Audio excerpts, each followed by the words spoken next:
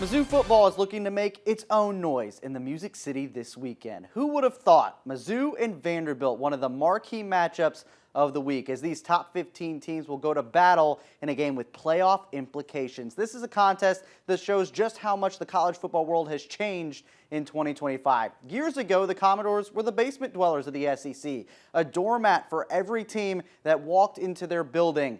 Now they're number 10, Mizzou is number 15, and we've got a college game day caliber showdown on our hands out at First Bank Stadium. All the national attention has gone the Vandy boys' way this week, but that's just how head coach Eli Drinkwitz and his Tigers thrive. Today is a business trip for MU as this program is looking for its first 7-1 start since 2013, but they'll have to get through quarterback Diego Pavia and this Vanderbilt team to achieve it.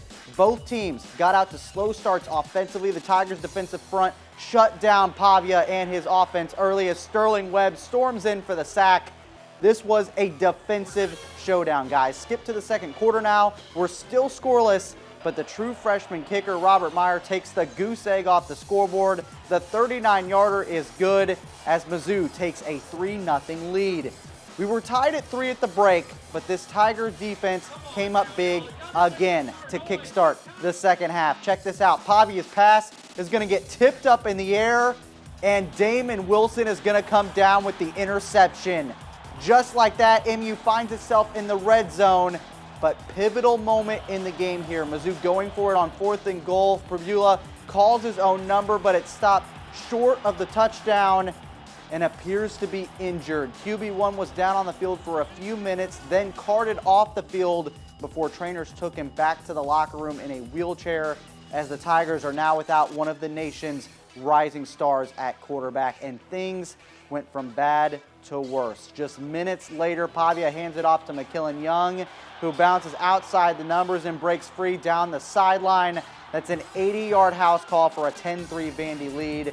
Now it's time for the true freshman quarterback, Matt Zollers, to step in and try to make an impact here, and boy, does he. Fourth quarter, Tigers at the goal line. Zollers has got all day to throw, and he finds his man Jude James in the end zone for the score. We have ourselves a ball game, all tied up at 10 as Pribula returns to the field in a boot and on crutches to witness the end of this game, and it was a nail-biter, guys. Less than a minute to play now, 17-10 Commodores.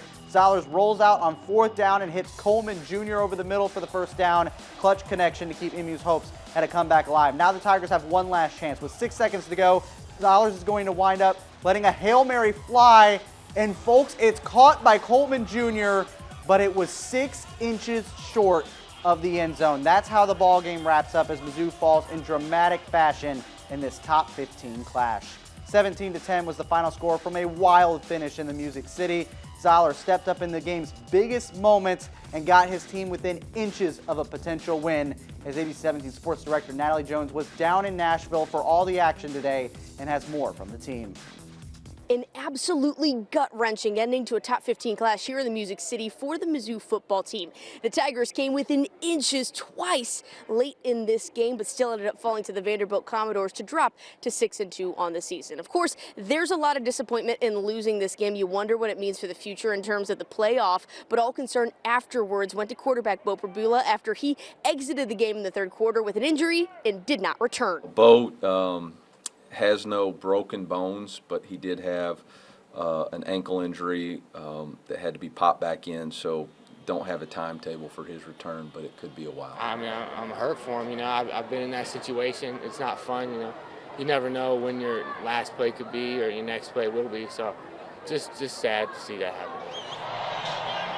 Really proud of him. I thought he did an excellent job. Wasn't too big for him, and you know, I got to do a better job as a head coach. They're going to have to fight. You know, they're going to have to fight. It's, you know, there's going to be a lot of negativity based off of the injuries and all that, and they just got to fight, you know, fight it. It is a perfect time for the bye week as head coach Eli Drinkwitz and company will look to regroup after this one. After that, they have a meeting with Texas A&M on the docket. For now, reporting in Nashville, Natalie Jones, ABC 17 Sports.